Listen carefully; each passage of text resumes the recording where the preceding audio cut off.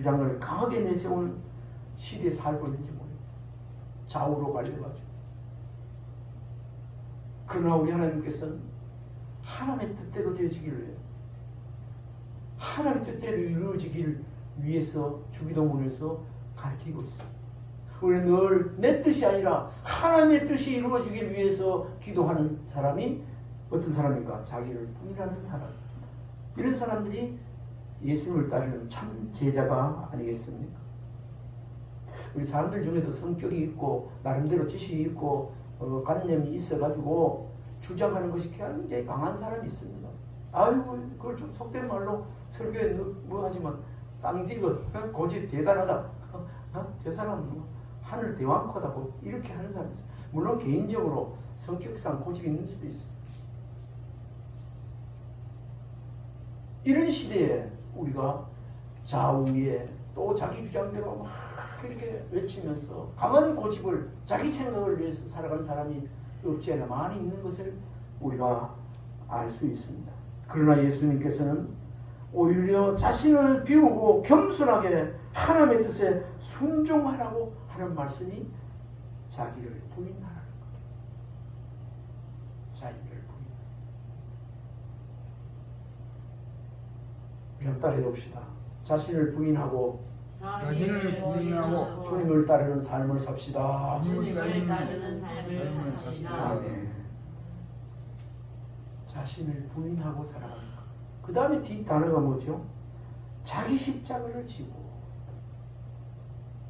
누구든지 나를 따라오려거든 자기를 부인하고 자기 십자가를 지고 나를 따를 것이며.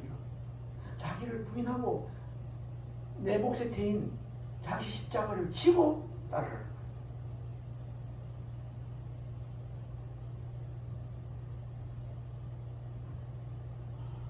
자기 십자가를 진다는 것은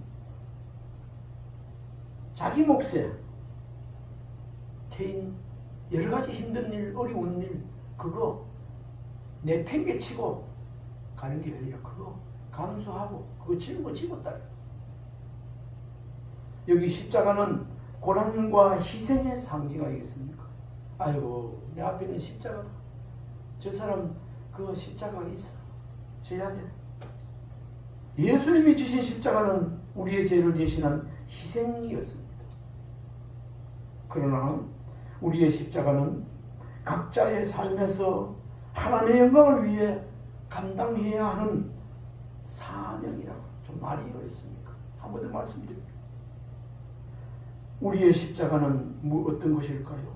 우리의 각자에게 각자가 살아가는 삶에서 하나님의 영광을 위해 하나님 자녀로서 감당해야 하는 사명, 이것이 곧 자기 십자가를 지는 것입니다.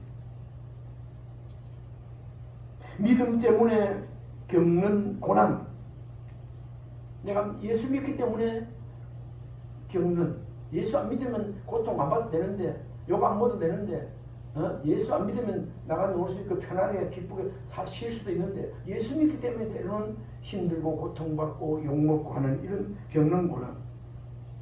예수님 믿기 때문에, 하나님 자녀 되었기 때문에 포기해야 될 욕심, 이웃을 섬기기 위한 헌신. 이웃을 안 섬겨도 되는데 예수님 말씀 따라서 하나님의 백성 때문에 이웃을 사랑하고 섬기는 이것 지는 것이 십자가 지고 주님을 따르는 것입니다. 다시 말씀드립니다. 자기를 부인하고 제 목대인 자기 십자가 지고 주님을 따르는 것입니다.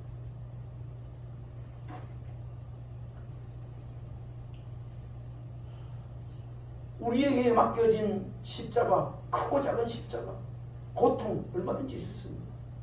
이걸 내팽개치고 내 떡 몰라라 이게 아니고, 그거 내 마음대로 힘대로 안 되는 것 이래 됐으면 좋겠는데 그런 것들 기도 제목 많이 있지 않습니까? 그거 십자가예요. 우리 한국에도 교회가 많고 또 목사님들 많고 성도들 많지만 전부 다 물어보면 겉으로 보면 멀쩡하고 이래도 십자가 없는 사람이 없어요. 조영기 목사님 그래 뭐 세계에서 제일 큰 교회를 인도하는 목사님이었어도 그게 십자가가 자기 아들이더라고. 아들이 그 얼마나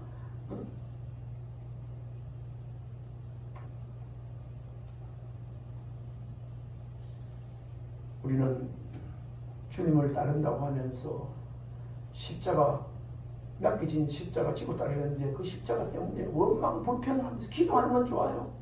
이 십자가 질 수 있는 힘을 달라고, 멍에를 맬 수 있는 힘을 달라고 우리 주님께 맡기고 나가면 우리 하나님께서 그 멍에는 쉽다고 하고 있지 않습니까?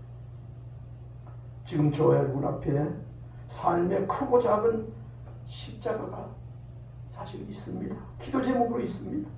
자녀 문제, 자녀의 신앙 문제, 건강 문제, 앞길 문제, 가정 문제, 여러 가지 일일이 나열하지 않아도 여러 가지 기도 제목 나온 것 자체가 전부 다 우리에게 맡겨진 주님의 십자가입니다. 우리에게 맡겨진 십자가, 어떤 사람은 나에게 맡겨진 십자가가 없다고 말하는 사람이 있겠습니까? 혹 있다면, 십자가가 없다고 생각하는 사람이 있다면 그 사람은 무지의 소치입니다. 몰라서 그랬습니다. 그 사람에게 없는 것이 아니고 몰라서, 모르고 있는 것뿐입니다.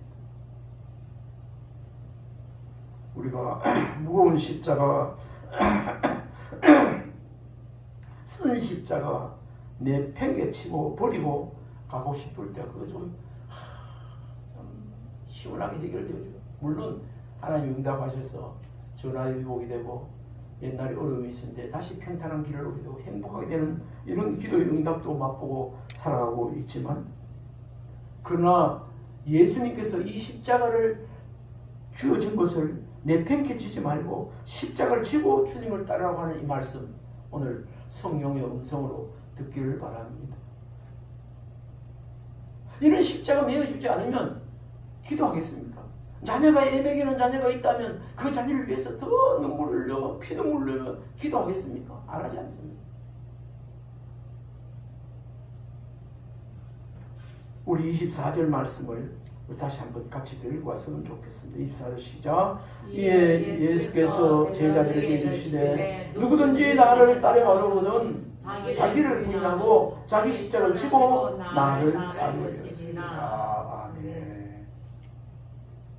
우리 사순절 기간 특히 예수님을 깊이 묵상하면서 자기 자신을 버리고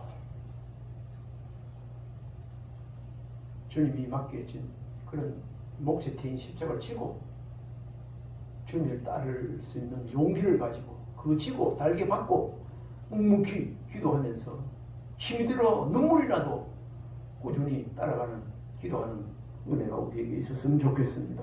또한 26절에는 이렇게 말씀하고 있습니다.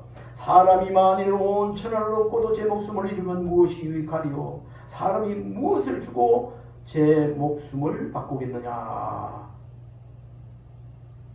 이 말씀도 많이 말씀드리셨지만 진정한 제자는 자신의 생명보다 하나님 나라를 귀하게 여긴다는 그 핵심 중심의 말씀이 아니겠습니까?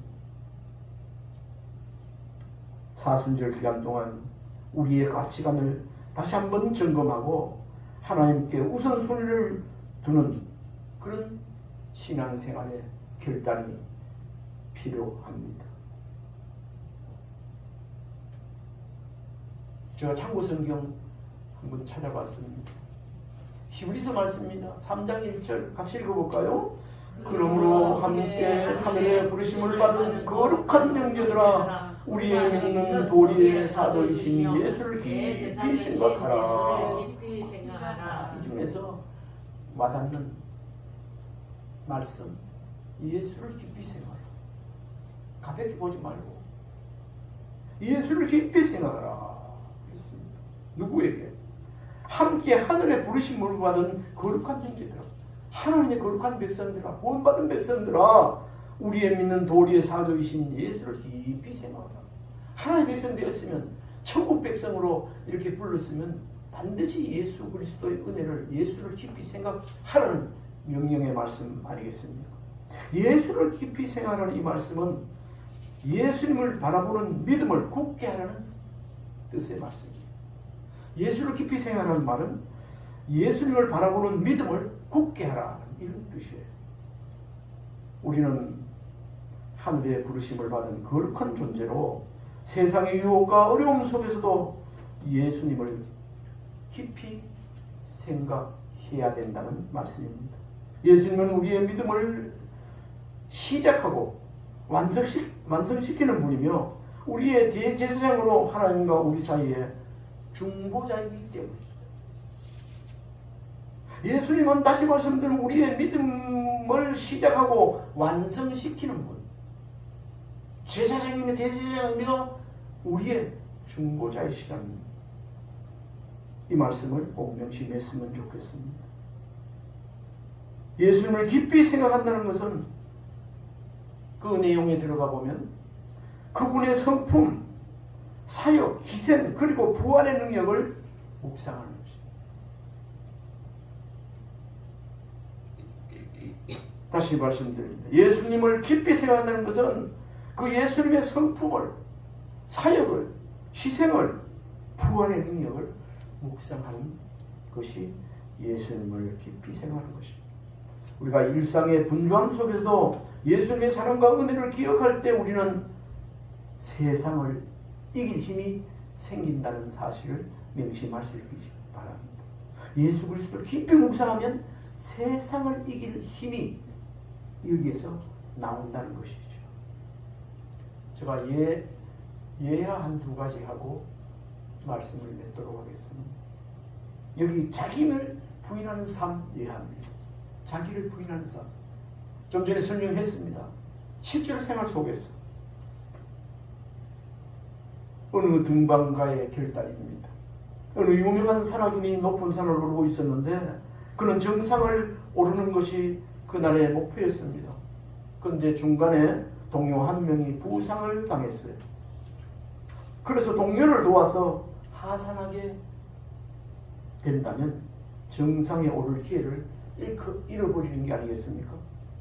하지만 그는 자신의 목표를 포기하고 부상당한 동료를 부축하여 무사히 부상당한 사람을 데리고 내려왔습니다. 근데 그는 나중에 이렇게 말했습니다. 정상을 오르는 것보다 중요한 것은 사람을 살리는 것이다. 이것이 바로 자기를 부인하는 삶입니다. 자신의 성공과 영광을 내려놓고 다른 사람을 위해 희생하는 것이 자기 부인입니다. 그리고 자기 부인에 의해 두 번째는 어머니의 밥 한 숟가락. 한 가난한 가정에 어머니와 두 아들이 살고 있었는데 어느 날 집에 먹을 것이 거의 남지 않아서 어머니는 다 내어서 밥을 했는데 밥 한 공기를 지어 두 아들에게 나누어 주었습니다. 그런데 아이들은 이상하게도 어머니가 밥 한 숟가락도 드시지 않는 것을 알았습니다. 그래서 엄마도 드세요 이렇게 말을 했지만 어머니는 웃으면서 말했습니다. 난 배가 고프단다. 사실 어머니는 배가 고팠지만 자식들을 먹이기 위해 자신의 배고픔을 참고 있었던 것뿐이 아니겠습니까? 이처럼 자신을 부인하는 삶은 사랑하는 사람을 위해 자신의 것을 기꺼이 내어주는 것이 자기를 부인하는 삶이라는 사실. 실컷 먹고 잘 쓰고 남는 거 가지고 이렇게 도와준다면 큰 의미가 없지 않겠습니까? 안 주는 건 낫겠지만. 그러나 내가 아끼고 해도 이런 것을 덜 먹고 잘 해가지고 그걸 귀한 것을 이웃을 위해 봉사하고 섬기고 이렇게 할 때 이렇게 할 때 자기를 부인하는 삶이 되잖아요. 이런 삶을 살면서 주님을 믿고 주님을 제자의 길을 걸으라는 오늘 귀한 교훈의 말씀입니다. 예수님께서 자신을 부인하고 자기 십자가를 지고 나를 따를 것이니라 24절에 하신 말씀이 곧 이 말씀입니다. 찬송가 439장의 가사에 보면 1절입니다. 십자가로 가까이 나를 이끄시고 거기 흘린 보혈로 정케 하옵소서. 이렇게 부르고 난 다음에 후렴에 십자가 십자가 무한 영광일세 요단강을 건넌 후 영원 안식이 있네. 자기를 부인하고 십자가를 지고 예수님을 따르는 그 사람에게 우리 주님께서, 우리 하나님께서 영원한 안식이 예비해 있다는 그 찬송의 가사였습니다. 말씀을 맺습니다. 예수님의 제자가 된다는 것은 사실 쉽지 않는 길입니다. 그러나 이 길의 끝에는 영원한 생명과 참된 기쁨이 있습니다. 사순절을 맞아 우리 모두 자신을 부인하고 자기 십자가를 지고 예수님을 따라가는 길단이 새롭게 있어지기를 주님으로 축원합니다. 기도하겠습니다. 하나님 아버지, 우리 예수님께서 자기를 부인하고 자기 몫에 대인 십자가를 지고 주님을 따르는 이 말씀 이 시간에 듣고 마음에 새깁니다. 생활로, 삶으로 자기를 부인하고 제 몫에 대인 십자가를 지고 삶을 살아내는 저희들 될 수 있도록 우리 하나님께서 큰 은혜를 주옵소서. 성령으로 기름 부어 주옵소서. 예수님 이름으로 기도하옵나이다. 아멘. 461장입니까? 461장.